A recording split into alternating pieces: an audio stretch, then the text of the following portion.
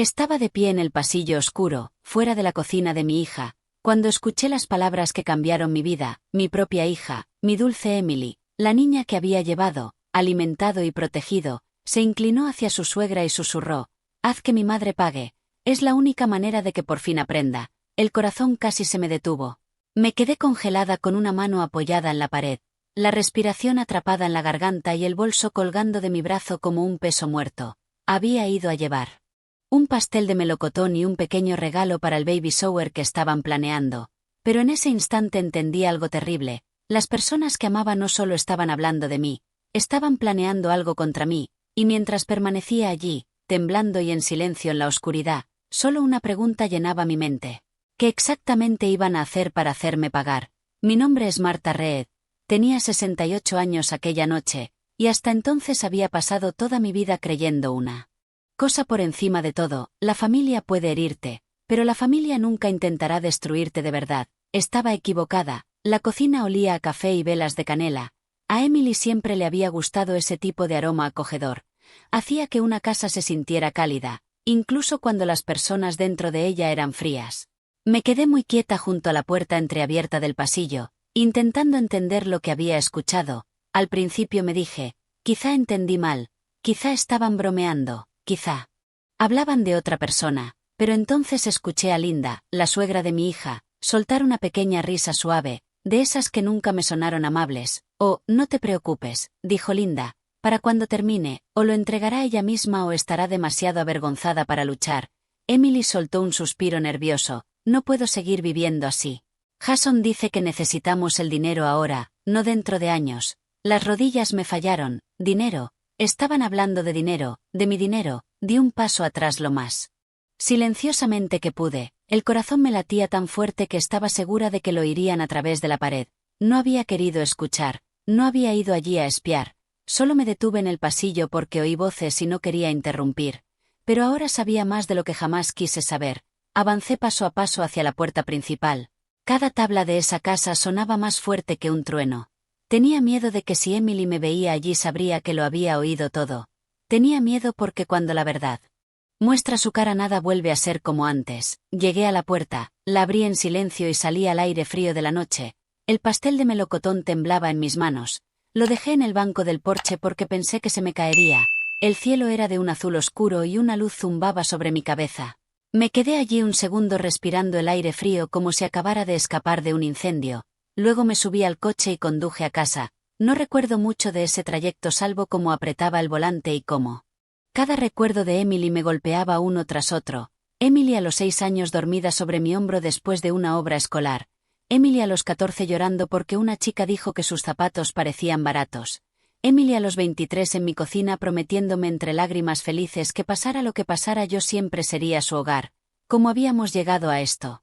Cuando llegué a mi pequeña casa de ladrillo en Willow Street no entré enseguida. Me quedé en el coche bajo la luz del porche mirando la ventana. Era la misma casa donde había criado a Emily después de que su padre muriera, las mismas cortinas, las mismas jardineras, el mismo columpio viejo que necesitaba pintura. No era una casa lujosa, no era una casa de ricos, pero estaba pagada, era mía. Y después de años de trabajo en la oficina de la escuela y el dinero del seguro que había ahorrado con cuidado tras la muerte de mi marido, había construido una vida tranquila y prudente, no una vida grande, pero sí segura, y de repente esa seguridad se sentía como un objetivo. Entré, cerré la puerta con llave y dejé el bolso en la mesa de la cocina. Mis manos aún temblaban así que preparé té aunque estaba demasiado alterada para beberlo. Solo necesitaba algo caliente que sostener. Me quedé allí con mi bata y mis zapatillas mirando el vapor de la taza, escuchando el susurro de Emily una y otra vez. Haz que mi madre pague, no pedir ayuda, no hablar con ella, no explicar, hacerla pagar. Caminé hasta el armario del pasillo, saqué la caja metálica donde guardaba copias de mis documentos importantes y la llevé a la mesa. La escritura de la casa, los extractos de ahorro, los documentos del seguro, mi testamento, la información bancaria, mi pequeño fondo de emergencia, lo coloqué todo bajo la luz de la cocina. Durante años había compartido demasiado con Emily porque creía que la honestidad construía confianza. Ella sabía que tenía ahorros, que no tenía deudas, que pensaba dejarle la casa algún día, sabía que siempre había sido cuidadosa porque nunca quise ser una carga. Ahora entendía algo doloroso. Algunas personas oyen algún día y deciden qué significa ahora mismo. Me senté y empecé a hacer una lista en una libreta amarilla: nueva cuenta bancaria, mover ahorros, cambiar contraseñas online, llamar al abogado, revisar testamento, quitar la llave de repuesto de la maceta del porche, cambiar código del garaje. La lista me calmó un poco, no me sentía segura aún, pero más tranquila. Le dio a mi miedo un lugar donde ir. Sobre las 9:30 el teléfono vibró. Emily. Miré la pantalla hasta que dejó de sonar. Segundos después llegó un mensaje: mamá, ¿a dónde fuiste? Dejaste el pastel en el porche. ¿Estás bien? Miré el mensaje mucho tiempo. Era increíble cómo palabras tan normales podían sentirse después de haber escuchado la verdad detrás de ellas. Una parte de mí quería responder: te escuché, sé lo que estás haciendo, ¿cómo te atreves? Pero otra parte, la que había sobrevivido al dolor, a las facturas y a las noches solitarias, sabía más. El silencio puede protegerte mientras entiendes el peligro. Así que escribí: no me encuentro bien, me fui antes a casa, hablamos luego. Me envió un corazón. Eso dolió más de lo que puedo explicar. A las 10:15 llamé al servicio 24 horas del banco. Mi voz tembló al principio, pero me recompuse. Le dije a la mujer que quería bloquear transferencias online hasta ir por la mañana. Hizo algunas preguntas y añadió seguridad a la cuenta. ¿Hay algún problema de fraude, señora?, preguntó suavemente. Miré mi cocina en silencio. Sí, creo que puede haberlo. Fue la primera vez que lo dije en voz alta. Al colgar me sentí un poco más fuerte. Luego llamé al despacho de mi abogado y dejé un mensaje para el señor Bennett, el mismo hombre amable que me ayudó con mi testamento 5 años antes.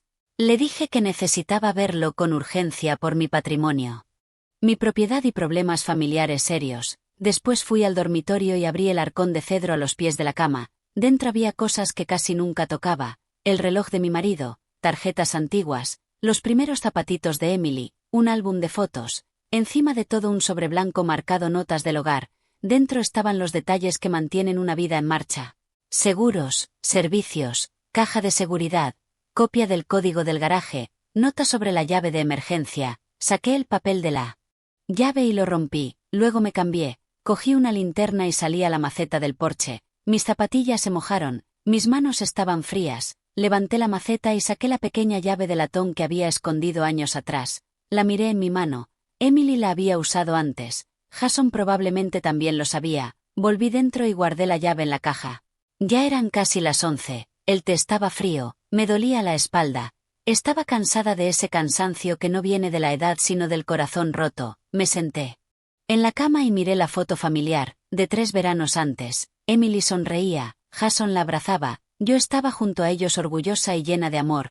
Jason nunca fue cruel conmigo, no exactamente. Los hombres encantadores no lo son al principio. Me llamaba señorita Marta con esa voz suave, abría puertas, sonreía en fotos, pero había algo en él, algo insaciable. Nunca era suficiente: mejor coche, apartamento más grande, nuevo negocio, préstamo rápido, camino fácil. Hablaba del éxito como si el mundo se lo debiera. Emily cambió al casarse con él. Al principio pequeñas cosas. Dejó de venir sin avisar, reía menos, empezó a hacer preguntas extrañas. ¿Cuánto vale la casa ahora, mamá? ¿Sigues teniendo todo en una sola cuenta? ¿Has pensado en mudarte a algo más pequeño? ¿No sería mejor poner mi nombre en algunas cosas ahora? Entonces lo ignoré. Pensé que era estrés. Pero no quise ver la verdad. No quería creer que mi hija mirara mi vida como un cajón abierto. Justo antes de medianoche el teléfono vibró otra vez. Jason: hola mamá. Emily dice que estás rara. ¿Todo bien? Por cierto, ¿sigues en River Trust? Hablaba con un amigo de lo bien que tratan a los mayores. Miré el mensaje hasta que me ardió la cara. Ahí estaba, lo dejé sin responder. Abrí mi carpeta bancaria, busqué otro banco y anoté su horario: 8:30. Perfecto. Apenas dormí. Cada ruido me despertaba. A las 2 revisé cerraduras. A las 3 miré por la ventana. A las 4 recé: Señor, ayúdame a ver claro, no dejes que el miedo me haga tonta ni que el amor me haga ciega. A las 7:30 me vestí con un jersey azul, pantalones grises y pendientes de perla. Recogí documentos, miré mi cocina. Había visto cumpleaños, cenas, risas, lágrimas, y ahora algo más. La prueba de que a veces los que se sientan a tu mesa están contando lo que quedará cuando no estés. Salí a las 8. A las 8:25 estaba en el banco. A las 9:15 todo mi dinero estaba en otra cuenta nueva. El director fue amable. Dijo: hace Vienen protegerse, protegerme, otra verdad. Salí, el sol brillaba como si nada, pero mi teléfono sonaba. Emily, contesté. Mamá, ¿dónde estás? En el banco. Silencio. ¿Por qué? Miré mi reflejo y por primera vez no protegí sus sentimientos. Creo que eso deberías decírmelo tú. Colgó. 10 segundos después la cámara de mi casa avisó. Alguien estaba allí. Abrí la app y mi sangre se heló. Jason, Emily y Linda en mi porche. Cerré la puerta del coche con fuerza. No podía respirar. Estaban allí como si la casa fuera suya. Jason cerca de la puerta señalando la cerradura, Linda con su sonrisa tensa, Emily mirando atrás. Los vi a todos. Jason intentó mirar por la ventana. Eso fue suficiente. Llamé a casa para que sonara fuerte. Luego llamé a Jason. Contestó. Señorita Marta, baja de mi porche, dije. Su cara cambió. Miró la cámara. ¿Puedes vernos? Sí. ¿Y si tocas la puerta llamo a la policía? Linda cruzó los brazos. Emily miró al suelo. Jason fingió calma. Estábamos preocupados. Algo va mal. Sí. Váyanse. Emily dijo mamá no hagas esto aquí. Aquí. Como si ellos no hubieran venido. Mantuve la calma. Salgan de mi propiedad ahora. Jason se tensó. Hablemos como adultos. No, los adultos no intentan entrar en una casa cerrada. Linda murmuró drama. Esa palabra que minimiza el dolor. Emily lloró. Mamá vuelve. Tenemos que explicar. Así que había algo. Respira, dije. Explica por teléfono. Silencio. Porque la verdad suena peor en voz alta. Jason sonrió sin ojos. Este no es lugar. Tienes razón, mi porche no lo es. Colgué. Se quedaron un momento, luego se fueron. El gerente del banco me preguntó si estaba bien. Dije que sí, no era verdad. Conduje al despacho del señor Bennett. Me recibió, le conté todo. Escuchó sin interrumpir. Preguntó si me habían amenazado, no exactamente. Si me pidieron firmar algo. Sí, en Navidad. Papeles sobre transferencia. Beneficiario, autorización, no firmé. Se preocupó. Eso es control, dijo. Control, sí. Trabajamos más de una hora. Cambié contacto a mi hermana Ruth. Actualicé testamento. Instrucciones claras. Nada sin revisión legal. Revisamos propiedad. Nada aún. Ese aún pesaba. Al salir era mediodía. Tenía 14 llamadas perdidas, 9 mensajes y 2 audios. Escuché el último de Emily. Mamá, llámame. No es lo que piensas. Jason tiene presión. Linda habla mucho. Te quiero. Amor usado como venda sobre una herida. Llamé a Ruth. Le conté todo. Fue clara. No estarás sola. Voy para allá. En 40 minutos. Sonreí por primera vez. No duró. Entró otra llamada. Número desconocido. Contesté. Soy Amber de una residencia de mayores. Su hija pidió información para usted. Todo se me heló. Tenía mi nombre, dirección y fecha de nacimiento, información de familia, no hay error, dijo. Colgué. Le conté a Ruth. Estaban buscando residencia sin decirme. Sí, todo encajaba. Si pareciera confundida podrían moverme.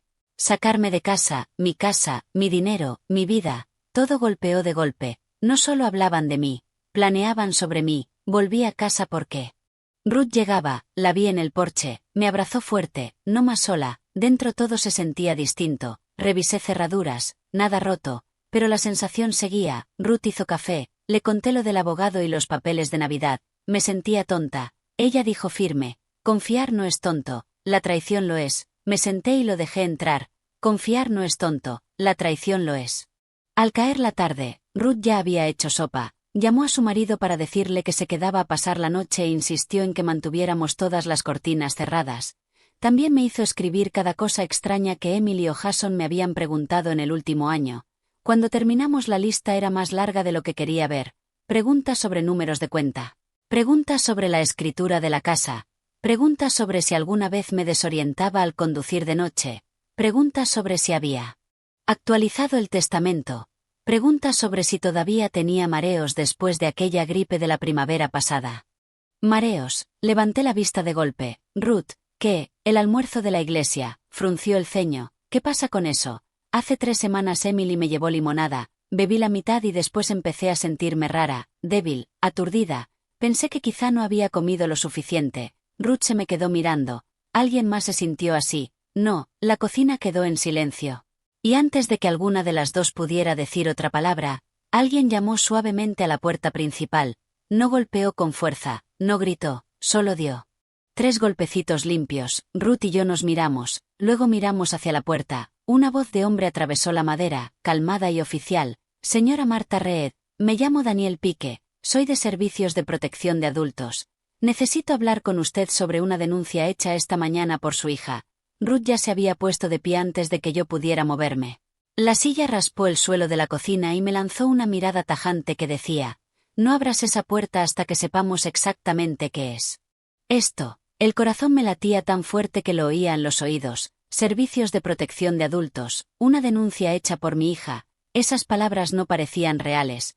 Parecían sacadas de una pesadilla, de esas en las que las piernas te fallan y la voz desaparece justo cuando más la necesitas. Volvieron a llamar, igual de educado, igual de medido. Señora Reed, dijo el hombre, no estoy aquí para alterarla. Solo necesito unos minutos. Ruth fue hasta la ventana lateral, apartó la cortina apenas un poco y miró por la rendija. Un hombre de mediana edad, susurró, chaqueta sencilla, una carpeta en la mano, placa del condado. Así que era real, y eso de algún modo lo empeoraba. Me levanté despacio, me alisé el jersey con las manos temblorosas y fui hacia la puerta. Dejé la cadena puesta cuando abrí una rendija. El hombre de fuera era exactamente como Ruth había dicho. Tenía ojos cansados, el pelo gris bien peinado y esa clase de rostro en el que la gente confía porque parece tranquilo. Levantó un poco más la placa. Señora Marta Reed. Sí, mi nombre es Daniel Pique, soy de Servicios de Protección de Adultos. Esta mañana se presentó una preocupación sobre su seguridad, su estado mental y sus condiciones de vida. Necesito hacerle unas preguntas. Estado mental, condiciones de vida. Sentí algo frío atravesarme el pecho. Ruth se colocó a mi lado. Su hermana está aquí, dijo con firmeza, y puede hacer las preguntas desde ahí a menos que tenga una orden judicial. El señor Pique asintió una vez. Está bien, volvió a mirarme. Señora Reed, ¿está usted segura hoy en su casa? Sí, dije. ¿Sabe qué día es hoy? Parpadeé, casi ofendida. Es martes. ¿Gestiona usted sus propias finanzas? Sí. Ha estado perdiendo medicación, olvidando comidas o sintiéndose confundida últimamente. Me hice la idea de todo por sus preguntas. Su rostro no cambió. Pero sus preguntas me dijeron todo lo que necesitaba saber sobre la denuncia.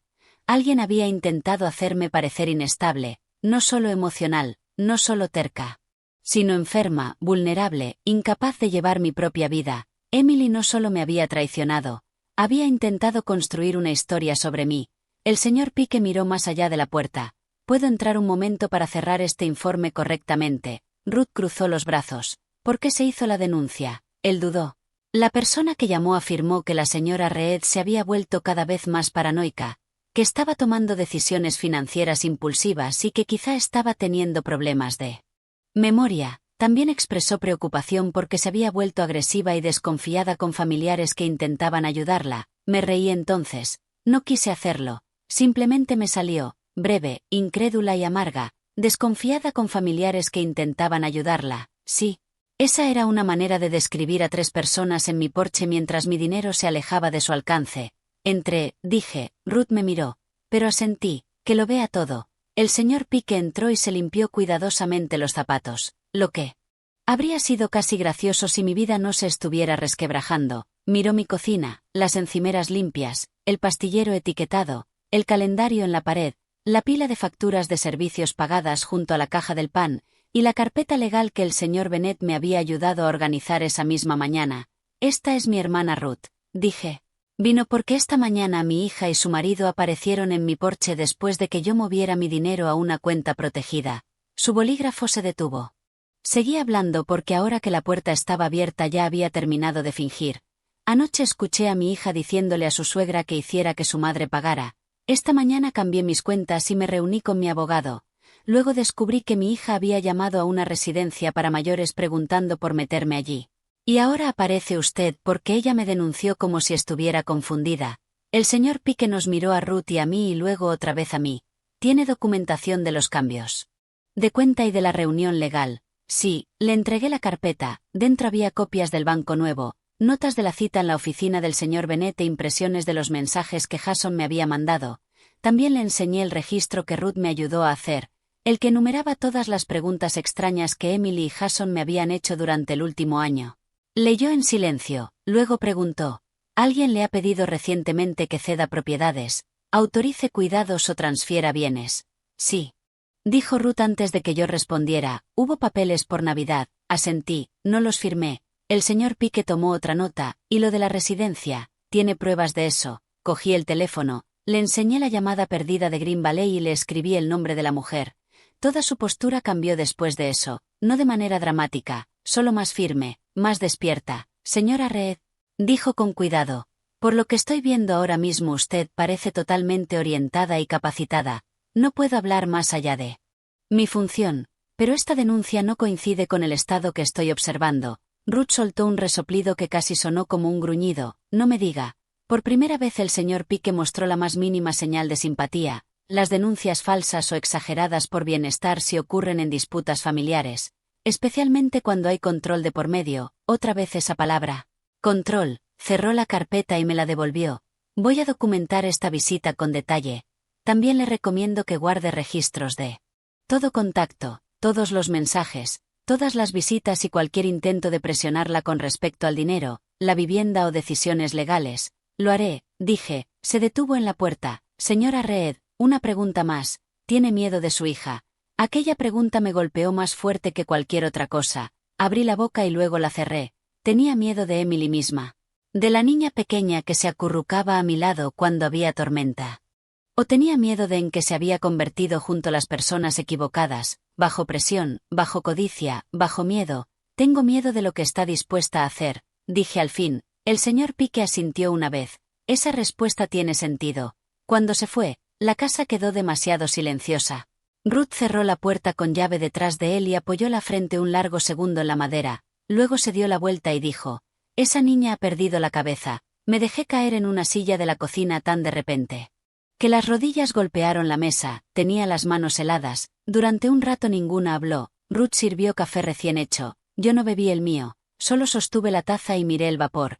Hay momentos en que el dolor es ruidoso, lloras, gritas, tiemblas, y luego hay momentos en que el dolor se queda quieto. Ese era el tipo de momento en el que estaba, un dolor inmóvil, profundo. De ese que se te mete entre las costillas y te hace preguntarte si cada recuerdo en el que confiabas ha estado cambiando de forma a tus espaldas. Alrededor de las 6 el teléfono volvió a vibrar. Emily. Casi dejé que sonara hasta apagarse, pero algo dentro de mí había cambiado desde la mañana. Ya no quería seguir adivinando, quería la verdad, fea, desnuda, completa. Así que contesté. Su voz salió rápida y entrecortada. Mamá, gracias por cogerlo. ¿Por qué vinieron servicios de protección de adultos a mi casa? Silencio. Luego, mamá, por favor déjame explicarte. No, dije. Contesta la pregunta. Se le cortó la respiración. Jason pensó. Pensó que quizás si alguien iba a comprobar cómo estabas, todo se calmaría. Miré la pared. Lo hice de verdad. Porque eso no era solo una mentira. Era una mentira estúpida, insultante. Que todo se calmaría. Repetí. Has estado actuando raro, dijo ella. Pero su voz sonaba débil, insegura, como si ni ella misma se creyera. Cambié mi cuenta bancaria porque te oí decirle a Linda que me hiciera pagar. Mamá, no se suponía que oyeras eso. Las palabras le salieron disparadas. Antes de que pudiera frenarlas, Ruth y yo nos quedamos inmóviles. No se suponía que oyeras eso. No dijo, yo no dije eso. No dijo, lo entendiste mal. Solo, no se suponía que lo oyeras. Cerré los ojos. Emily, dije en voz baja. Exactamente porque se suponía que Linda debía hacerme pagar. La oí respirar. Oí una puerta cerrarse al otro lado. Quizá la del coche o la de un dormitorio. Y entonces su voz bajó aún más. Por ponérnoslo todo más difícil. Volví a reírme, suave y triste. Más difícil para ¿quién? Para nosotros, soltó de pronto, y empezó a llorar. Para todos. ¿Sabes lo difíciles que han sido las cosas? No, dije. Sé lo vaga que ha sido. Sé la frecuencia con la que Jason necesita dinero. Sé que preguntaste por mi casa, mi testamento, mis cuentas y una residencia para mayores. Sé que hiciste una denuncia para hacerme parecer confundida. Esas cosas sí las sé. Mamá, no lo digas así. ¿Y cómo debería decirlo? No respondió. Ruth dijo con los labios. Ponlo en altavoz. Lo hice. El llanto de Emily llenó la cocina. Quería que me conmoviera. Una parte de mí todavía quería. Pero otra parte por fin había aprendido que las lágrimas y la verdad no siempre son lo mismo. El negocio de Jason se está hundiendo, dijo al fin. Ahí estaba, no todo, pero una parte. ¿Qué negocio? Pregunté. La empresa de transporte, la que montó con Kyle y Brent. Fruncí el ceño. Jason llevaba más de un año hablando de esa empresa, siempre diciendo que estaba a punto de despegar, a punto de conseguir un contrato. Punto de cambiarlo todo. ¿Qué pasa con ella? Está endeudada, susurró, muy endeudada. ¿Cuánto? Vaciló. ¿Cuánto? Emily, casi 200.000. Ruth se tapó la boca con una mano. Yo apenas podía hablar. Hubo otra pausa larga, y entonces Emily dijo las palabras que hicieron que la habitación girara. Usaron la empresa para tapar otras cosas. ¿Qué cosas? Deudas de juego. Dijo. Préstamos personales, facturas falsas. Mamá. Al principio yo no entendía todo. Jason no paraba de decir que podía arreglarlo. Que un buen contrato lo cubriría todo. Pero luego los inversores empezaron a hacer preguntas y después Kyle amenazó con demandar, y entonces Linda descubrió lo grave que era. Así que eso era, no solo codicia, pánico. Pánico vestido con la ropa de la codicia. Jason lo había arruinado todo, y ahora estaban buscando lo más sólido cerca de donde sostenerse. Mi casa pagada, mis ahorros tranquilos, mi vida cuidadosa. ¿Por qué involucrar a Linda? Pregunté. Emily soltó una risita miserable. ¿Por qué ella? Siempre tiene un plan, dijo. Dijo que si nos ayudabas ahora podríamos pagarlo todo y nadie tendría por qué saber lo grave que era. Y si yo me negaba, dijo que teníamos que presionarte. Ruth dejó la taza sobre la mesa con tanta fuerza que el café salpicó. Emily jadeó. Tía Ruth. Sí, dijo Ruth, estoy aquí. Y deberías darle gracias a Dios de que no esté delante de ti ahora mismo. Emily lloró todavía más. Sé lo mal que suena. No, dijo Ruth con frialdad. Sabes lo mal que está. Intervine antes de que aquello se convirtiera en una pelea a gritos. Emily, ¿pensabas meterme en una residencia? No, dijo enseguida, luego vaciló, no para siempre. Pero me sentí mal. ¿Qué significa eso? Solo iba a ser temporal. Susurró. Linda dijo que si yo estaba en un sitio con apoyo sería más fácil encargarse de la venta de la casa y organizar las cuentas. Encargarse de la venta de la casa, ahí estaba, claro al fin, no intentaban ayudarme a vivir, intentaban sacarme de mi casa, mi propia hija se había convertido en parte de un plan para echarme de mi hogar y convertir mi vida en dinero de rescate para su marido. No pude hablar durante varios segundos, luego hice la pregunta que me esperaba en la oscuridad desde que todo esto empezó. ¿Alguna vez me quisiste más a mí que a lo que yo tenía? El llanto se detuvo. Cuando Emily respondió, su voz estaba rota. Sí, antes sí, y ahora también. La palabra antes me dolió más que la palabra ahora, porque significaba que hasta ella sabía que algo había cambiado. Me presioné la frente con la mano. Entonces, ¿cómo dejaste que ocurriera esto? Se quedó callada tanto tiempo que pensé que la llamada se había cortado. Cuando por fin habló, su voz sonó muy pequeña, porque tenía miedo. Esa respuesta fue lo bastante sincera como para doler. Miedo a la deuda, miedo a que Jason fracasara. Miedo a perder la vida que había construido alrededor de apariencias y promesas. Miedo a la verdad. Así que eligió la traición. El miedo no la justificaba, pero sí la explicaba, y a veces una explicación es casi peor. Porque a los monstruos es más fácil odiarlos que la gente asustada que toma decisiones egoístas. Antes de que pudiera decir nada más, una voz masculina fuerte irrumpió al otro lado. ¿Con quién estás hablando, Jason? Emily cogió aire. Con nadie. Luego lo oí otra vez. Más cerca. Dame el teléfono. No. Todo mi cuerpo se puso rígido. Oí forcejeos, voces elevadas, y entonces Jason se puso al teléfono. Señorita Marta, esto se ha ido de las manos. No, dije, llegó. Exactamente hasta donde tú lo empujaste. Soltó una risa seca. Estás escuchando una versión presa del pánico. Nadie intentaba hacerte daño. Presentaste una denuncia para hacerme parecer mentalmente incapacitada. Eso era por tu seguridad. No, dijo Ruth en voz alta. Era por tu acceso. Jason la ignoró. Estás alterada y tomando decisiones impulsivas. Eso solo demuestra nuestro punto. Nuestro punto.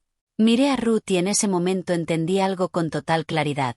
Jason seguía jugando al mismo juego, incluso ahora, incluso después de la visita. Después de la llamada, después de que se escapara la verdad. Seguía creyendo que si sonaba lo bastante calmado, lo bastante inteligente, lo bastante profesional, podría hacer que mi realidad se doblara alrededor de sus palabras. No me conocía en absoluto. Quiero que me escuches bien, dije, no volverás a venir a mi casa, no contactarás con mi banco, mi abogado ni ninguna agencia por mi causa, no volverás a hablar de mi propiedad como si te perteneciera, y si intentas cualquiera de estas cosas. Otra vez, llevaré todos mis registros a la policía, a mi abogado y a cualquiera que necesite verlos. Se quedó muy callado, luego dijo, ya sin una pizca de suavidad en la voz, el nombre de Emily sigue en algunas cosas. La habitación se heló, Ruth se inclinó hacia el teléfono. ¿En qué cosas? pero Jason ya había colgado. Durante un segundo ninguna de las dos se movió. Luego bajé lentamente el teléfono de mi oreja. El nombre de Emily sigue en algunas cosas. Miré a Ruth. Ruth me miró a mí.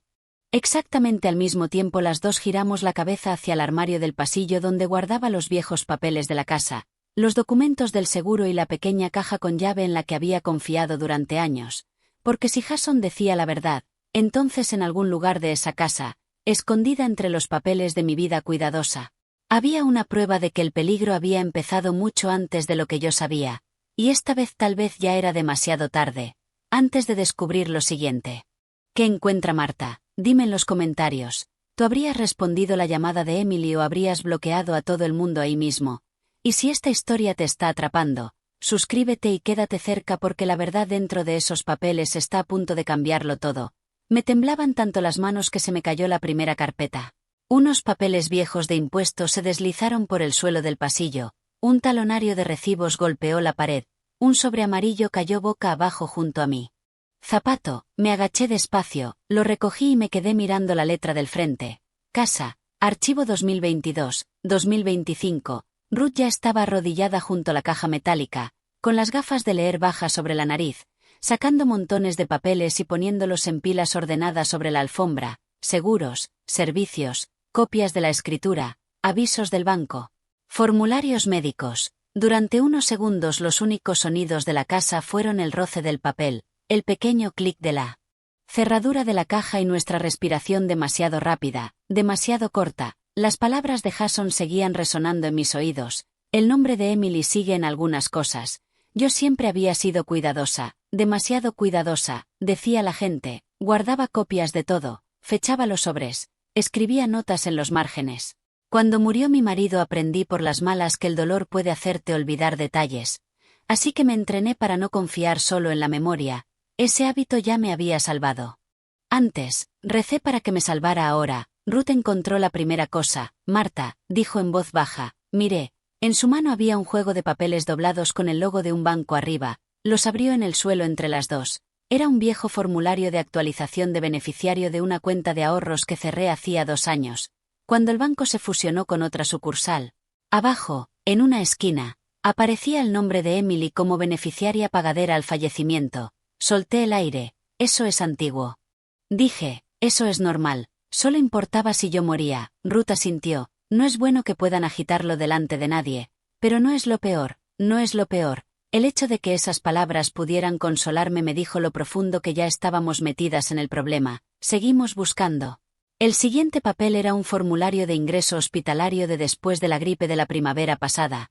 Emily me llevó porque yo estaba débil y mareada. En el formulario, como contacto de emergencia, figuraba su nombre, lo cual tenía sentido. Bajo comunicación autorizada con familiares también figuraba su nombre. Otra vez, no era lo peor. Después Ruth sacó una carpeta azul delgada que yo no había visto en meses. ¿De dónde ha salido esto? Pregunté. Ni idea, me la pasó. Dentro había un paquete de una oficina de títulos de propiedad.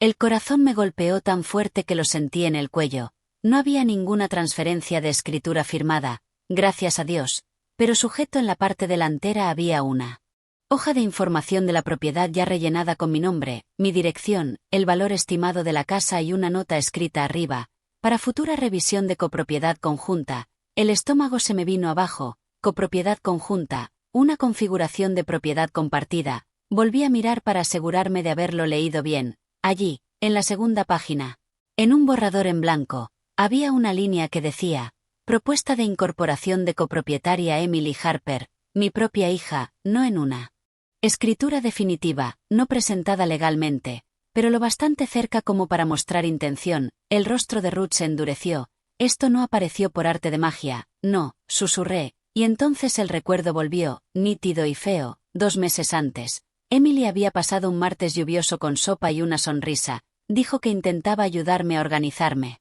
Se metió sola en el armario del pasillo durante 5 minutos mientras yo atendía una llamada de la iglesia. Cuando volvió, llevaba en la mano esa misma carpeta azul. Recuerdo haberle preguntado, ¿qué es eso? Y ella se rió con ligereza y dijo, solo cosas de correo basura de los de refinanciación. Los de refinanciación, le creí. Ahora sabía que seguramente ya estaba revisando qué partes de mi vida se podían mover, renombrar o reclamar. Ruth vio el cambio en mi cara. ¿Te has acordado de algo? Sí. La voz me salió fina. Estaba en el armario. Tenía esta carpeta en la mano. Ruth cerró los ojos un segundo, como pidiéndole paciencia al cielo. Entonces empezaron a planearlo antes de lo que admitió. Asentí. Eso dolía más que el propio papeleo, porque incluso después de la llamada, incluso después de llorar y culpar al miedo, seguía ocultando desde cuando llevaba esto en marcha. Revisamos todo hasta casi las 9 de la noche, no encontramos ninguna transferencia firmada, ningún poder notarial completado, ninguna autoridad legal entregada, pero encontramos suficientes borradores, suficientes notas y suficientes señales de preparación. Como para dibujar una imagen que ya no podía ignorar. Llevaban meses rondando mi vida. Las preguntas sobre la casa no eran casuales, las preguntas sobre mi banco no eran inocentes, las preguntas sobre mareos, confusión y mudarme a un sitio más pequeño no eran preocupación, estaban construyendo un caso. Ruth apiló los papeles con cuidado. Necesitas copias de todo esto para el señor Bennett, lo sé, y mañana tienes que cambiar las cerraduras, lo sé. Y no vas a abrirle esta puerta a nadie, lo sé. En la última palabra se me quebró la voz. Ruth alargó la mano y me apretó la mía. Durante un rato nos quedamos sentadas en el suelo como dos niñas cansadas en vez de dos mujeres adultas con canas en el pelo. Apoyé la cabeza en la pared y me quedé mirando las fotos familiares del pasillo. Emily con 12 años y los dientes delanteros caídos. Emily con 16 en su uniforme de softball. Emily con 25. Radiante con su vestido de novia mientras yo sostenía su velo y lloraba porque creía que la alegría era la razón por la que sentía el corazón demasiado lleno. ¿Cómo colocas esos recuerdos al lado de la verdad? ¿Cómo haces para que encajen? Yo no lo sabía. Hacia las 9:30, Ruth nos hizo unas tostadas porque ninguna de las dos podía pensar con claridad con el estómago vacío. Mastiqué la mía sin saborearla, luego insistió en que me duchara y me pusiera el pijama mientras ella revisaba otra vez las ventanas. Se sentía extraño, casi ridículo, hacer cosas tan normales en medio de tanto miedo. Pero a veces las cosas normales evitan que te rompas por dentro. A las 10 ya estábamos otra vez en la mesa de la cocina con los papeles bien extendidos delante de nosotras. Ruth había hecho columnas en una libreta, cosas legalmente inofensivas, cosas sospechosas, cosas urgentes. Debajo de urgente escribió, cerraduras, código del garaje, copias para el abogado, alerta en el banco, copia de seguridad de la cámara. Revisar otra vez el registro de la propiedad. Luego golpeó la mesa con el bolígrafo. Hay otra cosa que me inquieta, dijo. ¿Qué? El almuerzo de la iglesia y la limonada. Bajé la mirada. Ya, ¿crees que le pusieron algo? No lo sé, dije deprisa, aunque lo había pensado más de una vez desde que me volvió ese recuerdo. Quizá solo estaba cansada, quizá, dijo Ruth, pero a partir de ahora no vas a comer ni beber nada que venga de ellos. Nada, asentí, una regla sencilla, una razón dolorosa. Poco después de las 10:30 el teléfono vibró con un mensaje de Emily. Mamá, por favor, déjame ir a explicártelo en persona, sin Jason, por favor. Me quedé mirándolo mucho rato. Ruth me vio la cara. ¿Qué pasa? Se lo enseñé. Se le endureció la boca. No, dijo, sin Jason. Sabe que es tu hija y fue ella la que trajo la tormenta hasta tu puerta. Yo sabía que Ruth tenía razón. Aún así algo dentro de mí se removió porque debajo de la rabia, debajo de la traición, seguía estando la vieja forma de la maternidad. Esa parte tonta que quiere una última oportunidad de oír a su hija decir, me equivoqué, lo siento, voy a arreglarlo, respondí despacio, no esta noche, y dejé el teléfono boca abajo. A las 11 por fin nos fuimos a dormir, Ruth en el cuarto de invitados y yo en el mío. Dejé encendida la luz del pasillo. Nunca hago eso. Mi casa siempre se había sentido segura en la oscuridad, pero no aquella noche. Aquella noche cada rincón parecía esconder una cosa más que yo no había sabido ver. Dormí a trozos. En algún momento soñé que estaba en mi propia cocina mientras unos desconocidos recorrían la casa pegando pequeñas pegatinas rojas en todo. Mío. Mío, mío. En el sueño intentaba gritar que era mi casa, pero no me salía ningún sonido. Me desperté antes del amanecer con lágrimas en la cara. Durante un segundo no supe dónde estaba. Luego la luz amarilla del pasillo se coló por debajo de la puerta del dormitorio y lo recordé todo de golpe. Me vestí rápido y fui a la cocina. Ruth ya estaba allí, con el pelo recogido, el café haciéndose y los papeles legales alineados en una pila perfecta como soldados listos para una inspección. ¿Dormiste? Preguntó. No mucho, yo tampoco. Me acercó una taza, bebe, y luego nos movemos. Teníamos un plan para la mañana. Primero llamar al cerrajero, segundo escanear y copiar todos los papeles sospechosos, tercero mandar las copias al señor Bennet, cuarto hacer otra comprobación de la propiedad, quinto llamar al banco y añadir contraseñas verbales a todas las cuentas. Sencillo. Claro, firme. Por primera vez desde que empezó todo, me sentí un poco menos como una presa. El cerrajero vino a las 8:30. Un hombre ancho de hombros llamado Carlos, con ojos amables y una caja de herramientas que parecía más vieja que yo, cambió las cerraduras de delante y de atrás, reinició el código del garaje y no hizo más preguntas aparte de si quería cerrojos extra. Sí, dije, buena idea, respondió. Ruth lo acompañó a la puerta mientras yo me quedaba en el pasillo con las llaves nuevas en la mano.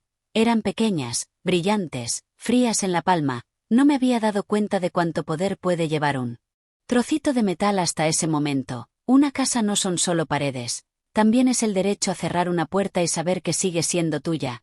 A media mañana estábamos en la copistería junto a la farmacia, pasando los papeles por el escáner uno a uno. No dejaba de esperar que el teléfono sonara otra vez, pero siguió en silencio, y aquel silencio era peor que los gritos.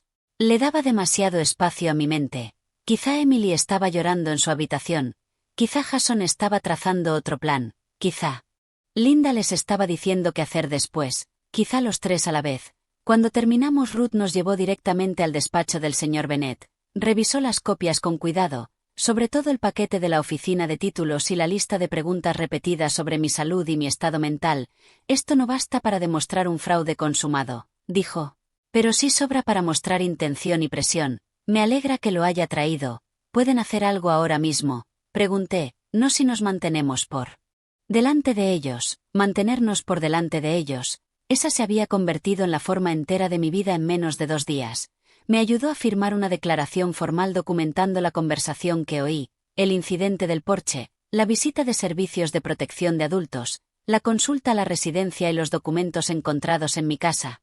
También dijo que enviaría una carta advirtiendo contra cualquier representación no autorizada o cualquier contacto sobre mi propiedad y mis asuntos legales. ¿Una carta a quién?, preguntó Ruth. A los 3, si hace falta, dijo con calma, a su hija, a su marido y a la madre de él. Oírlo dicho tan claramente asentó algo dentro de mí.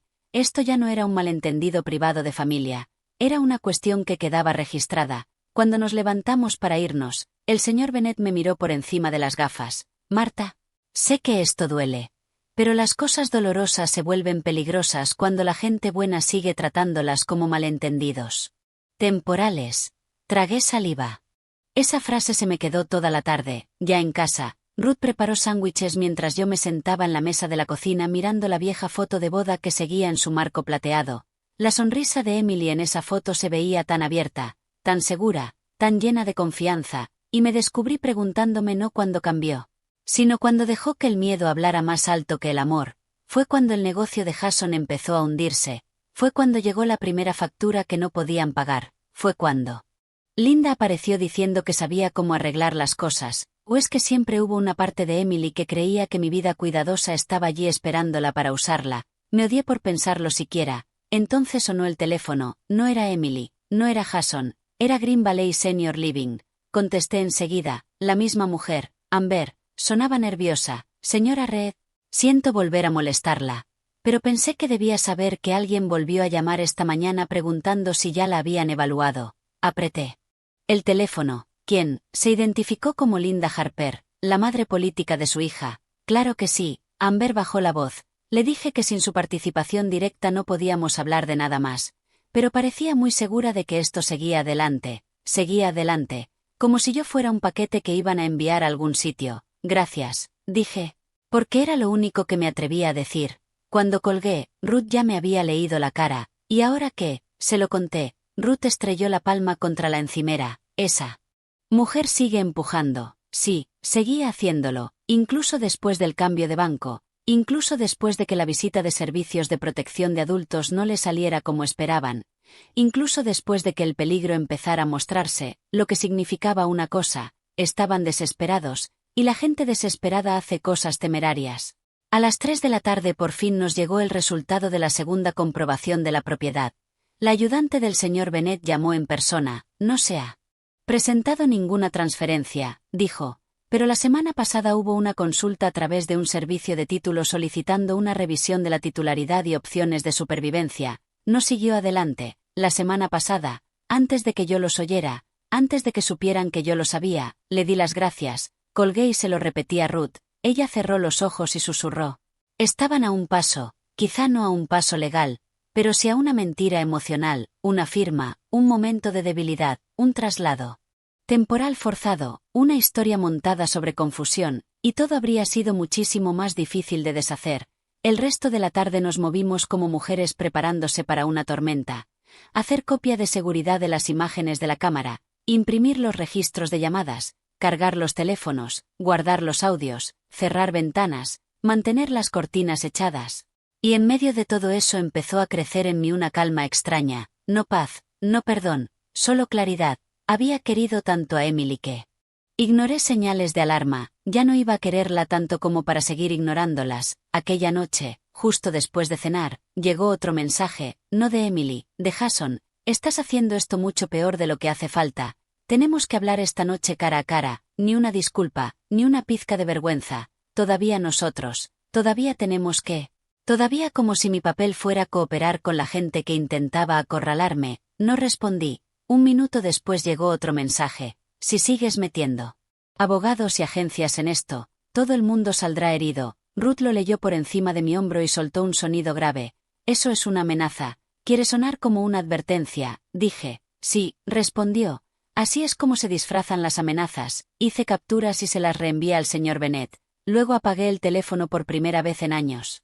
El silencio que vino después se sintió raro. Pero bien, sin vibraciones. Sin ese dolor repentino de un tono de llamada, solo el zumbido del frigorífico y el tic-tac del reloj sobre la cocina. Ruth hizo té de manzanilla, llevé mi taza al salón y me senté en la vieja butaca de mi difunto marido, la que está junto a la lámpara con la pantalla rota que siempre pensaba cambiar. Fuera la calle parecía normal, un perro ladró en algún punto de la manzana, se encendió la luz del porche de un vecino, nada en el mundo parecía una crisis. Y esa es una de las cosas más crueles de la traición familiar, que a menudo ocurre en habitaciones corrientes, bajo lámparas corrientes, mientras el resto de la vida sigue fingiendo que todo está bien. No sé cuánto tiempo llevaba sentada allí cuando lo oí. Una puerta de coche, luego otra. Ruth, que estaba en la cocina, apareció al instante. Las dos nos quedamos inmóviles. Los faros barrieron las cortinas del salón. Se me cayó el estómago. No debía venir nadie, no esa noche, no después de todo. Ruth susurró, no te muevas. Fuimos en silencio hasta el pasillo donde la tableta del monitor de la cámara estaba cargando. Sobre la mesita, me temblaban los dedos mientras la cogía y abría la imagen en directo. 3 figuras estaban en mi porche, Jason, Linda y Emily, pálida y llorando, pero no estaban solos. Detrás de ellos, bajando de un segundo coche y sujetando contra el pecho un sobregrueso de color manila, venía un hombre al que nunca había visto, con traje gris. Jason miró directamente a la cámara. Luego levantó una mano y llamó despacio a la puerta principal, y el hombre del traje gris dijo con la suficiente claridad para que el micrófono captara cada palabra, señora Reed, estoy aquí para entregarle una notificación sobre una petición familiar de emergencia presentada esta tarde.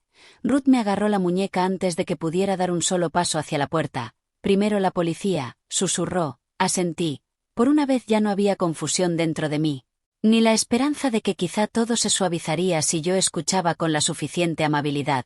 Habían pasado demasiadas cosas, se habían cruzado demasiadas líneas, así que mientras Ruth llamaba a la policía desde su teléfono, yo llamé al señor Bennett desde el mío. Era fuera de horario, pero contestó al segundo tono. Marta, hay un hombre en mi puerta con una petición familiar de emergencia. Dije, está con Jason, Emily y Linda. Su voz cambió al instante. No abra la puerta. No acepte nada con la mano. Si va la policía, que gestionen ellos el contacto. Estoy saliendo de casa ahora mismo. Me temblaban las rodillas, pero la mente se me sentía extrañamente clara. Fuera Jason volvió a llamar, esta vez más fuerte. Señorita Marta, podemos hacer esto por las buenas. Esa sola frase me dijo todo lo que necesitaba saber. No amor, no preocupación, presión, siempre presión. El hombre del traje gris dio un paso al frente y levantó el sobre hacia la cámara. Señora Reed, soy un notificador judicial. Estoy autorizado para dejar la notificación. Ruth terminó la llamada y se colocó a mi lado. La policía viene de camino. Emily parecía deshecha, se abrazaba a sí misma y hasta a través de la pantalla se veía que había llorado mucho. Linda seguía rígida y altiva, como si aún creyera que podía ganar si seguía apretando un poco más. Jason ya se veía enfadado, no preocupado, no arrepentido, enfadado porque el plan no estaba saliendo como él quería. El notificador judicial le dijo algo que yo no pude oír. Luego se agachó y deslizó el sobre por la rendija estrecha bajo la puerta del porche. Me quedé mirando. Como reposaba sobre el felpudo como una serpiente, entonces las luces azules parpadearon al final de la calle, todo cambió en el porche. Jason fue el primero en retroceder, la boca de Linda se tensó, Emily se giró y se tapó la cara. El notificador alzó una mano con cortesía cuando el coche de policía se detuvo junto a la acera. 2 agentes subieron por el caminito. Ruth abrió la puerta principal solo después de que mostraran las placas a través del cristal. Yo dejé la cadena puesta hasta que estuvieron dentro. La agente de más edad, una mujer serena llamada agente Daniels, escuchó mientras Ruth explicaba la situación.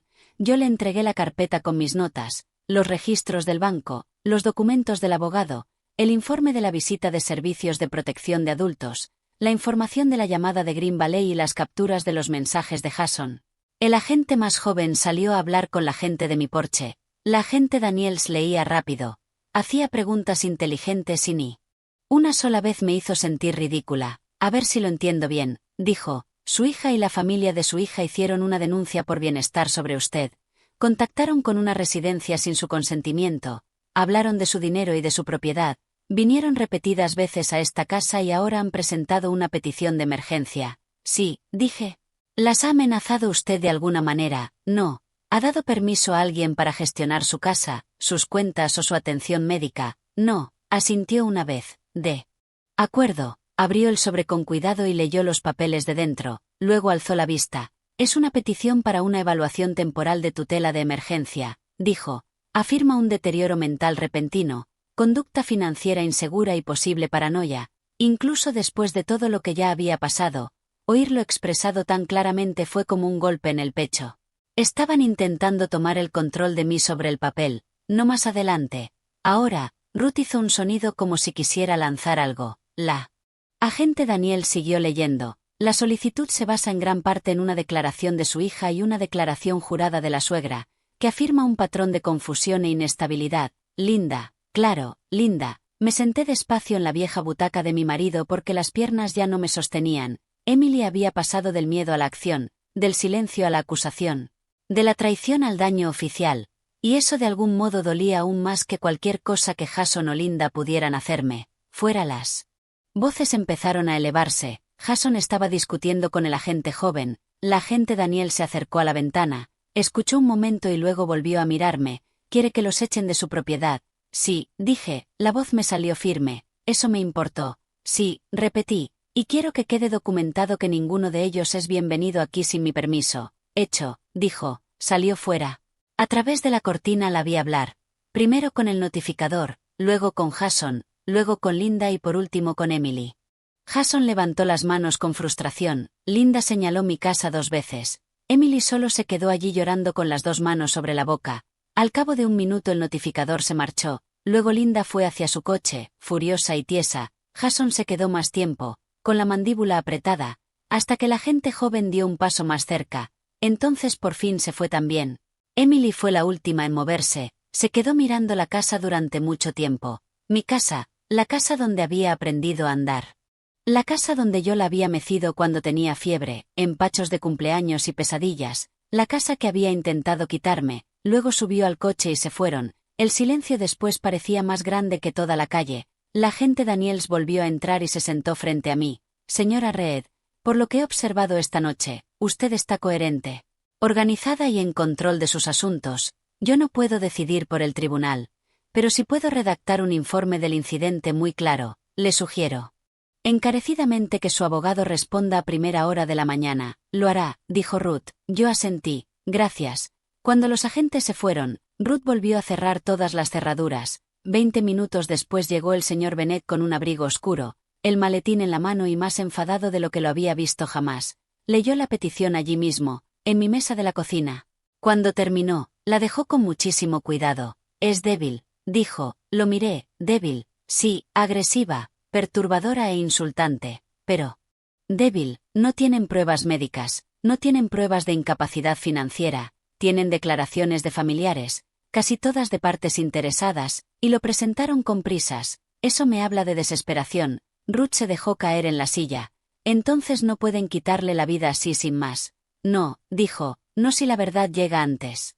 Pasó la siguiente hora preparando justamente eso. Fotografió mi casa ordenada, copió mis movimientos bancarios recientes, las actualizaciones legales y los registros de llamadas. Me hizo preguntas básicas de orientación, no porque dudara de mí, sino porque quería documentación reciente, nombre completo, fecha, dirección, presidente actual. Respondí a todo sin problema. Luego me hizo contar en orden lo ocurrido desde la conversación que escuché. Cuando terminamos parecía casi satisfecho. Voy a presentar una respuesta a primera hora de la mañana, dijo, y voy a solicitar costes y revisión por mala fe. Ruth sonrió con oscuridad. Bien, aquella noche dormí más de lo que había dormido en días, no porque volviera a sentirme segura, no del todo, sino porque la verdad por fin había entrado en la habitación conmigo. Ya no era solo mi palabra contra una historia familiar, eran registros, informes, testigos, cronologías y hechos. Los hechos no son cálidos, pero te protegen. Los 3 días siguientes fueron de los más duros de mi vida. Hubo llamadas, escritos, declaraciones y una breve comparecencia judicial para revisar la petición temporal. El señor Bennett se encargó de casi todo. Yo solo tuve que responder con claridad y honestidad. Ayudó el informe del agente Daniels, ayudó el registro de la visita del señor Pique, ayudaron los registros de llamadas de la residencia, ayudaron mis movimientos bancarios, ayudaron mis documentos ordenados, y la petición se desmoronó, no se vino abajo de forma ruidosa.